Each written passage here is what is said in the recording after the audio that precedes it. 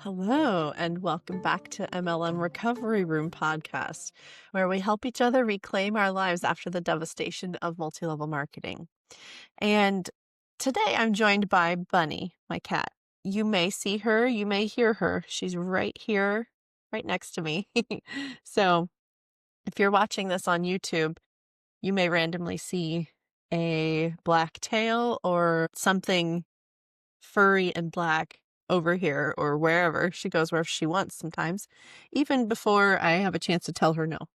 But speaking of flaming turds, that's a terrible segue.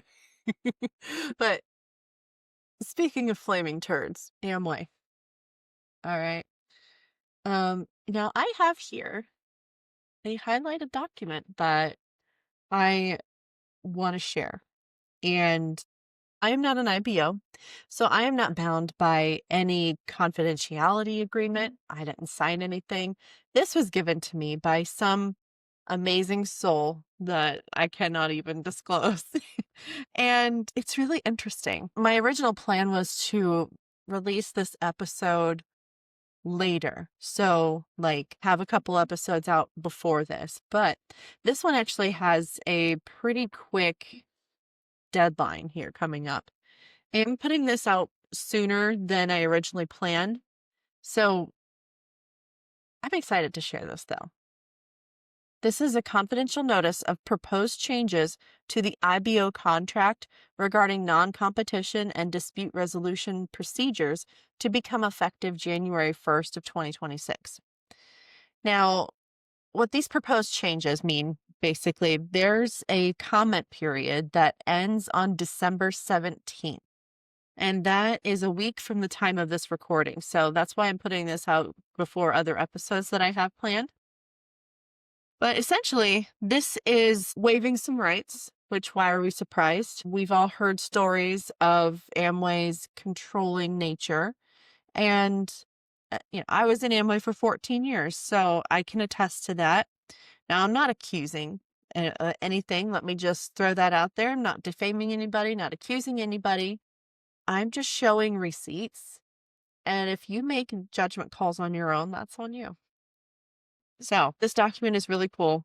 Now there's a few different things that I have highlighted. If you know anything about me, you know I love documents and I love to highlight things. And I just find it really interesting when companies hide language within a document that we all sign and we don't even realize that we sign.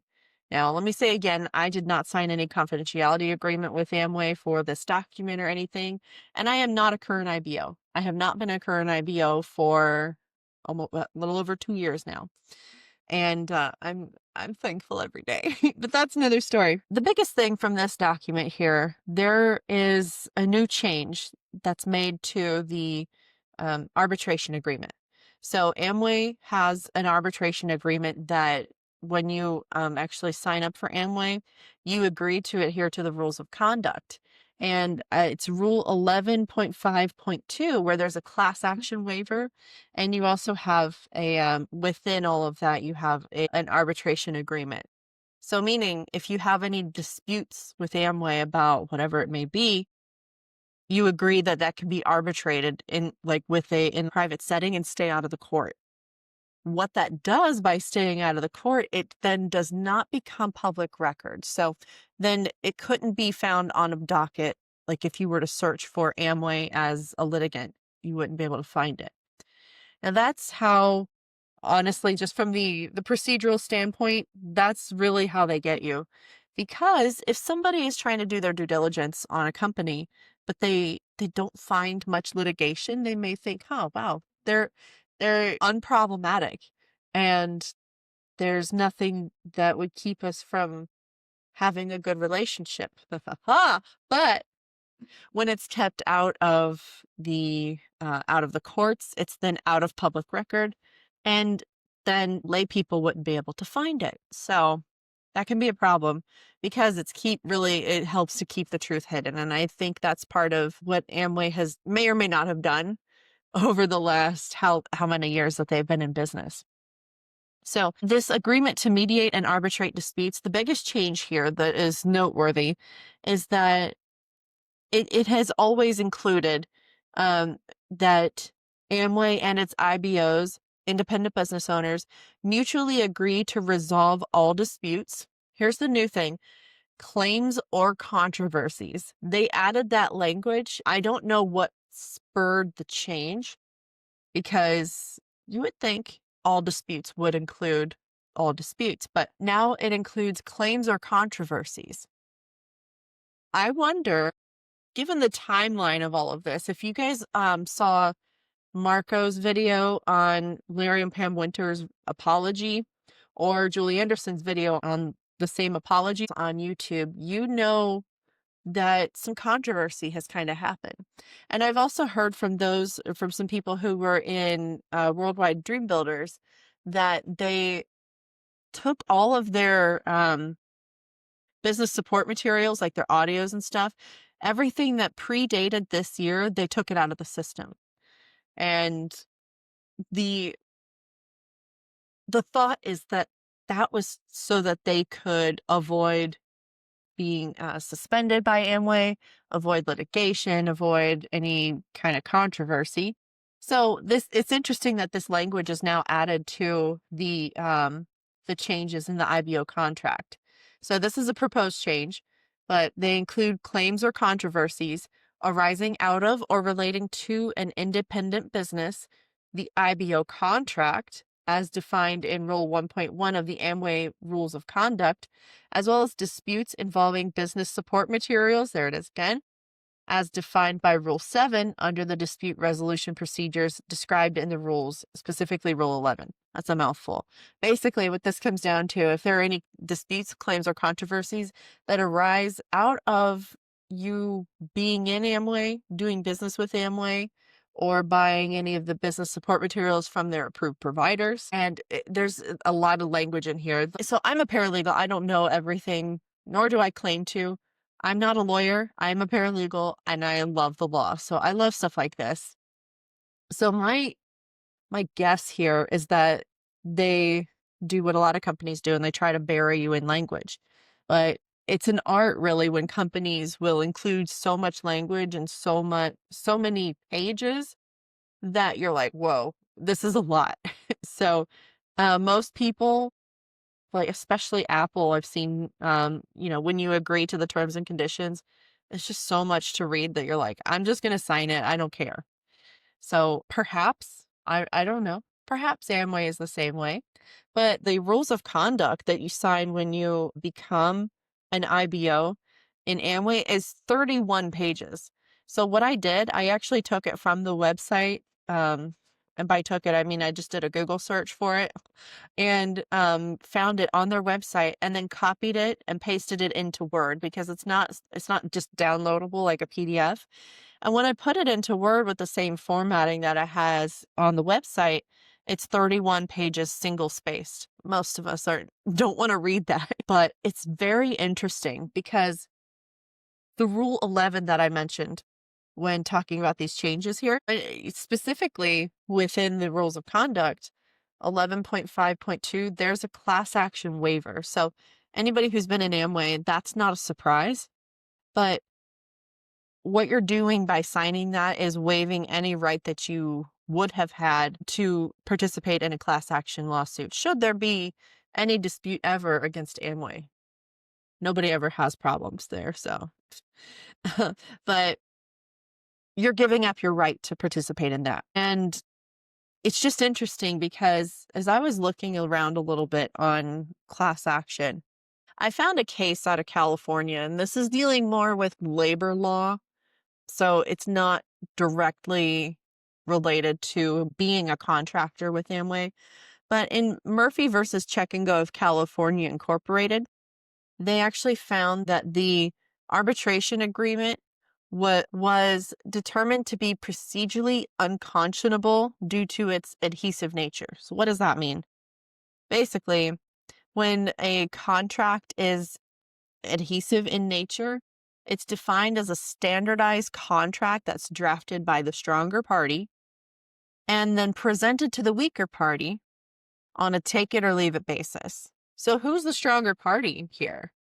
That would be Amway. 100%. Because you're signing their contract. They're not signing your contract to do business with you. They don't even know your name until you sign up, and then they still don't know your name unless you're in on your upline's little click. So Amway gives you that contract to sign.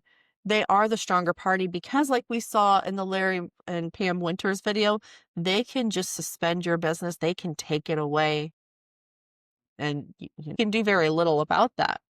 I'm sure there's a procedure to file a dispute with that, but there's not much litigation that's actually out there against Amway because I'm sure they have teams of lawyers and they put all this stuff together. And, they're obviously great lawyers. They know what they're doing. But it's wild to me how, just on the ethical standpoint, how anybody can defend a multi-level marketing company. I'm not judging anybody, but if that opportunity were presented to me, I would have some serious questions about what was right. Because defend a multi-billion-dollar corporation that, even though their sales are declining and hopefully out of the billions at some point, they're hurting a lot of people and causing a lot of people to lose a lot. Not just money, relationships, but also time. That's the thing they tell us we can't get back, right? So it's just it's really, I could talk a long time about that. It's just crazy to me. But when a contract is adhesive in nature, it's kind of like, well, we have the upper hand on you, so take it or leave it. And the procedural element of an unconscionable contract generally takes the form of a contract of adhesion. So a lot of times what'll happen, from my understanding, is that a court will find that arbitration agreement is unenforceable. So if something were proven to be a pyramid scheme, I'm not alleging anything is a pyramid scheme.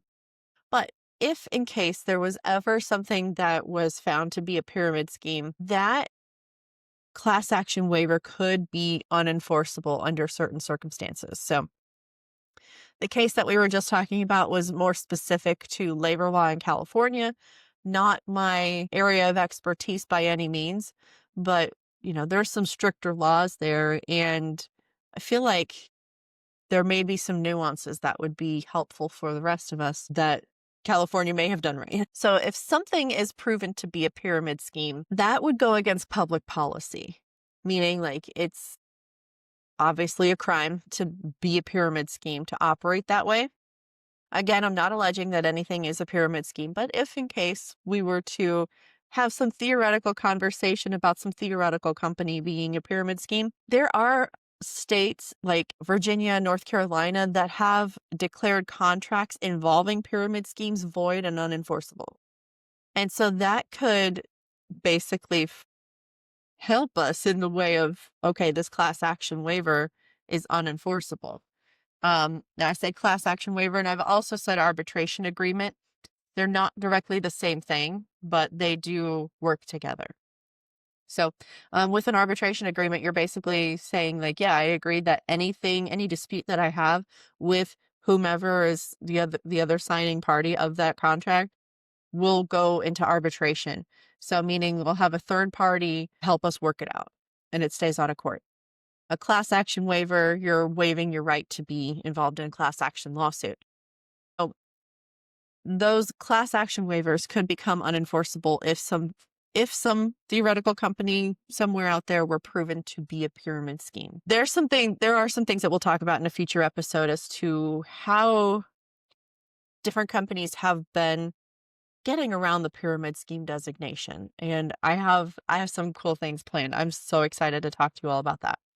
But I wanted to tell you a little bit about these changes here, what's going on. Also, there's something interesting that I found in these changes. Now, a few things. Everything's interesting to me. I'm a nerd. It says that you further agree in accordance with Rule 6.3 that while you are an IBO, you will not sell, offer, to sell or promote other business opportunities, products, or services in connection with the plan, or solicit directly or indirectly other IBOs whom you did not personally sponsor in order to sell, offer to sell, or promote other products, services, or business opportunities, investments, securities, or loans not offered through or by Amway. Now, I'm going to get more information on this, but I have it on good authority that there may or may not be an LTD diamond who does day trading. And not only that, he has allegedly started a training program to show other people how to be successful at day trading. And there are some names that of people that are his students that I recognize on the website. So something to dig a little deeper into, but maybe the rules just don't apply to diamonds. Or maybe there's, you know what there is? I think there's a maybe allegedly a separate rules of conduct for anybody with a big group. I don't know. I'm just an idea. I know it's theoretical and not realistic in nature, right? Um, okay, so something else that I found interesting in here, and these are just in the changes document. They took out this part right here, 6.2.3. They took out the non-competition of former IBOs, meaning what they used to say was that every IBO agrees that during the 6-month period following the resignation, non-renewal, or termination of that IBO's independent business, he or she shall not own, manage, operate, consult for, serve in a key position in, or participate as an independent distributor in any other direct sales program using a multi-level network marketing structure, or any other enterprise that markets through independent distributors, products, or services functionally interchangeable with those offered through or by Amway. They just took that out completely. Maybe they're just not worried about it because people are leaving multi-level marketing, but let's make our own judgments on that one. But it is very interesting. They just took out that part completely. And so I talked a little bit about the class action waiver that you have. And you also, within the rules of conduct, which we're going to go through that, and you can actually find it on Amway.com as well, or just by doing a search. But 31 pages, which is just wild. But we're going to go through the rules of conduct in another episode. So any of my other nerds, or you're just, curious about the inner workings of MLMs, we're going to go through that. It's going to be a lot of fun. But my main point today is that I want, if you know anybody in Amway, or if you are in Amway and you're considering signing your contract for 2026, absolutely use your best judgment. Now, I can't tell you how to feel, of course.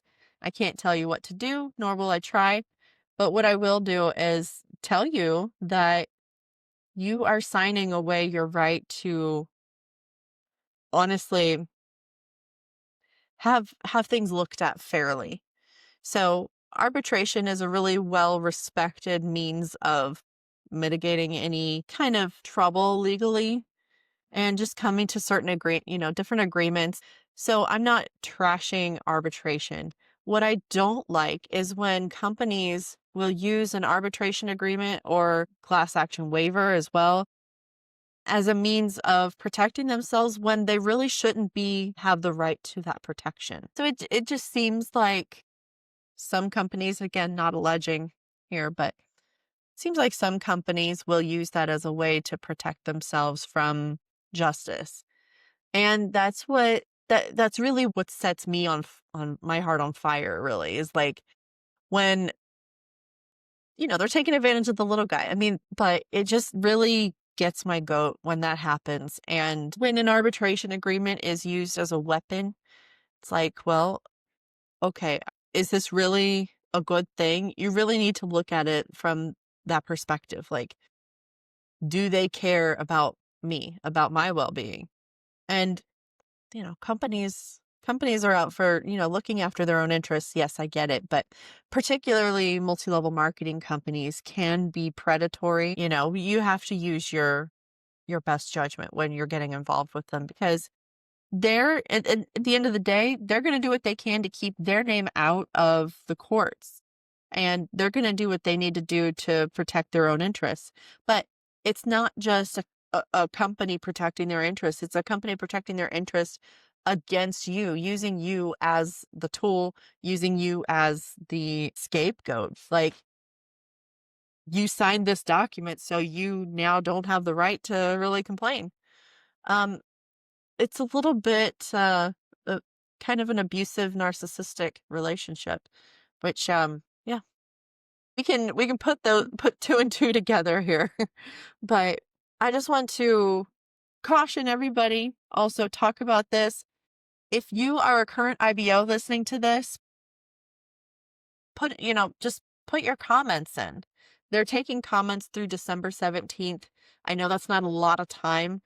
If you're listening to this past December 17th, just keep everything in mind for, next year. Do you really want to be involved with something that clearly is just protecting themselves against you, where you have no rights to do that? And again, a lot of companies have arbitration agreements and class action waivers. That's not necessarily crazy, but given the context of multi-level marketing and what we know, just really, really give it some thought. So I know this was a little bit of an atypical episode, but I appreciate everybody for listening. And we are currently filling out our guest roster for 2026. So if you are interested in sharing your story, let me know. Just DM me on Instagram. It's MLM Recovery Room Podcast. And if you would rather send me an email, you can do that too. It's MLM Recovery Room Podcast at gmail.com. Thank you all so much. I'll see you next time.